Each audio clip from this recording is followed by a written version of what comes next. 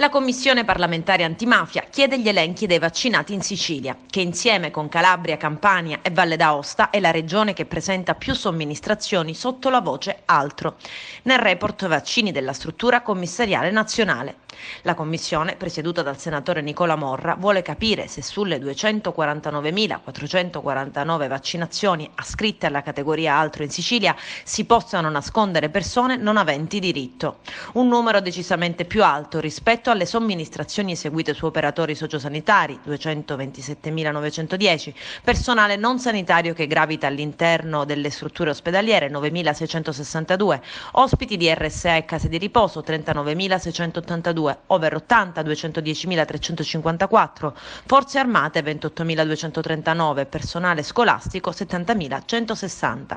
All'interno della voce altro finiscono le persone fra 70 e 79 anni per le quali la Sicilia, fra le prime regioni, ha aperto la campagna vaccinale già a metà marzo. Comprende inoltre chi si prende cura di un soggetto fragile e anche conviventi under 70 di disabili o persone estremamente vulnerabili con determinate patologie. Sotto questa voce sono stati catalogati anche avvocati e magistrati, circa 4.000 in tutto, che hanno ricevuto il vaccino prima che il nuovo piano nazionale bloccasse la somministrazione per le cosiddette categorie essenziali.